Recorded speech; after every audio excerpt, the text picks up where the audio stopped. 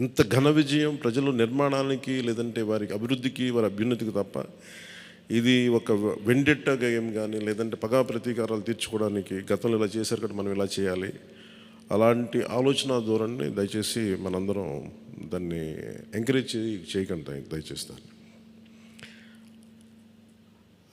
అలాగే చాలా చాలా క్షేత్రస్థాయిలో ప్రతి ఒక్కరూ అందుబాటులో ఉన్నాం నాతో సహా.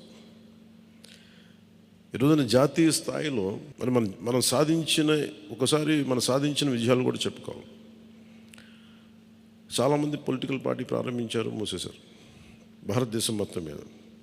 ఈవెన్ ఫ్రమ్ పంజాబ్ నుంచి ఎవరు వచ్చి మాట్లాడుతున్నారు, వాళ్ళ అకాలీదళ ఫ్యాక్షన్ ఒకటి. మా నాన్నగారు స్టార్ట్ చేశారు, మేము స్టార్ట్ చేసి ఇనిషియేట్ చేసి ఆఫ్ చేసేసుకోవాల్సి వచ్చిందని. మన ఎన్నికలకి మనం సాధించింది ఫ్రమ్ రిజిస్టర్డ్ పొలిటికల్ పార్టీ నుంచి రికగ్నైజ్డ్ పొలిటికల్ పార్టీ.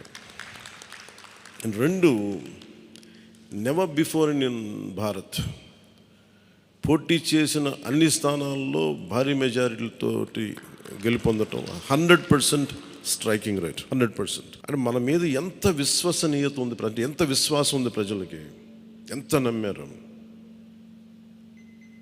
ఇది వాళ్ళు చేసి చూపించారు. 2019లో ఎలక్షన్లు అయిపోయిన వెంటనే మేము తప్పు చేసాం, మేము నీకు నిలబడతాం అని చెప్పి అది ఈ రోజున మనకి మద్దతుగా నిలిచిన ప్రజలందరికీ కూడా ఇంకొక మారు చాలా చాలా ప్రత్యేకమైన ధన్యవాదాలు. అలాగే 2 పార్లమెంట్లు పెట్టాం.